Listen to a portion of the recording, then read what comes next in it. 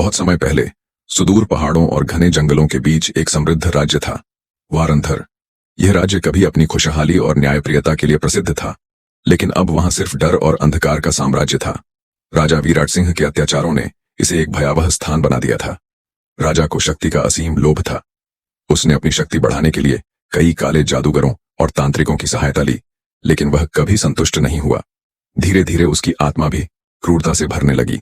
उसने अपने राज्य में किसी भी प्रकार की जादुई विद्या को प्रतिबंधित कर दिया। यदि किसी को जादू का अभ्यास करते हुए देखा जाता तो उसे तुरंत मार दिया जाता। राजा को किसी भी प्रकार की दैवीय शक्ति से भय था, विशेष रूप से उन रहस्यमयी जादूगरों से जो पहाड़ों और जंगलों में रहते थे। वह जानता था कि उसकी शक्ति का अंत केवल कोई जादूगर ही कर सकता था।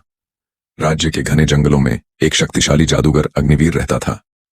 वह एक दयालु और बुद्धिमान व्यक्ति था, जिसने अपनी पूरी जिंदगी तंत्र और योग विद्या को समर्पित कर दी थी। लेकिन उससे भी अधिक रहस्यमय थी उसकी बेटी संध्या। संध्या का जन्म एक विशेष तिथि पर हुआ था, जिस रात पूरे आकाश में 7 ग्रह एक ही सीध में थे।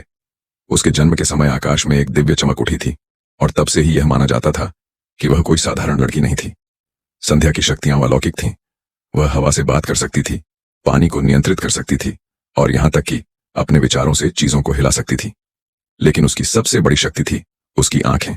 कहते हैं कि उसकी आंखों में एक ऐसी रोशनी थी जिससे वह भविष्य देख सकती थी और किसी के भी मन की सच्चाई को समझ सकती थी। राजा विराट सिंह को जब इस बात की खबर मिली तो उसका मन जल उठा।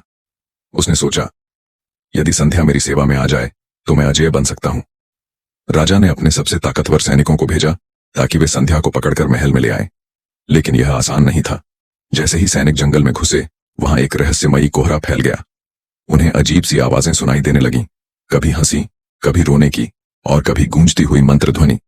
अचानक जंगल में पेड़ खुद ब खुद हिलने लगे, झाड़ियां रास्ता रोकने लगीं, और हवा इतनी तेज हो गई कि सैनिक अपने पैरों पर खड़े नहीं रह सके।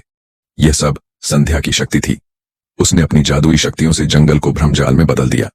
कई घंटे भटकने के बाद सैनिक थक हार कर वापस लौट आए और राजा को बताया कि संध्या को पकड़ना असंभव है। लेकिन संध्या जानती थी कि वह हमेशा छिप नहीं सकती। वह स्वयं राजा के पास जाने के लिए तैयार हुई। जब संध्या महल पहुंची तो पूरा दरबार उसकी सुंदरता और तेजस्वी रूप को देखकर आश्चर्यचकित रह गया। राजा उसे देखते ही बोला, मैंने सुना है कि तुम में महान शक्तियां हैं, क्या तुम मेरी सेवा में आओगी? संध्या ने कहा, शक्तियां किसी के अहंकार की पूर्ति के लिए नहीं होती, वे केवल भलाई के लिए होती हैं। राजा क्रोधित हो गया और बोला, यदि तुम मेरी मदद नहीं करोगी तो मैं तुम्हें हमेशा के लिए कैद कर दूंगा।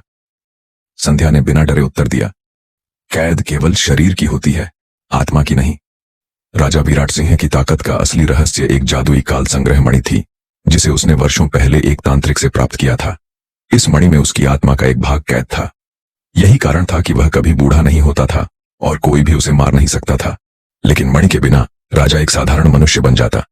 यदि मणि नष्ट हो जाती तो राजा भी नष्ट हो जाता।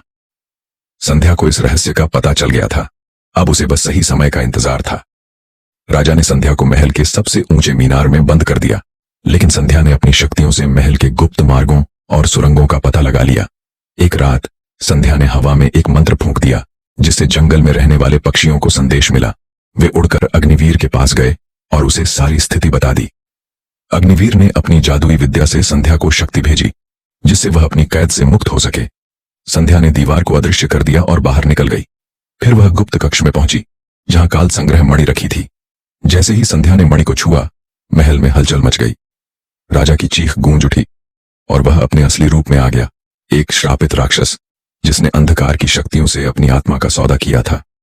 राजा ने संध्या पर हमला किया, लेकिन संध्या ने अपने चारों ओर एक सुरक्षा कवच बना लिया। राजा ने आग और बिजली की वर्षा शुरू कर दी, लेकिन संध्या ने मंत्रों से हवा और जल को बुलाया, जिससे महल में भयंकर तूफान खड़ा हो गया। संध्या ने पूरी शक्ति लगाकर मणि को तोड़ दिया। जैसे ही मणि चकनाचूर हुई, राजा की शक्ति खत्म हो गई और वह जमीन पर गिर पड़ा। राजा विराट सिंह का अंत हो चुका था। उसकी मृत्यु के साथ ही राज्य पर छाया अंधकार भी समाप्त हो गया।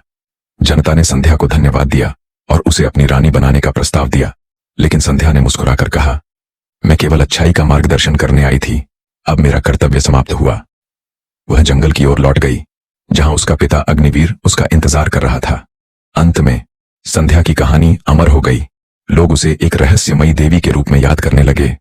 कहते हैं कि जब भी अन्याय और अंधकार बढ़ता है, संध्या जैसी कोई न कोई शक्ति जन्म लेती है जो न्याय और प्रकाश को वापस लेकर आती।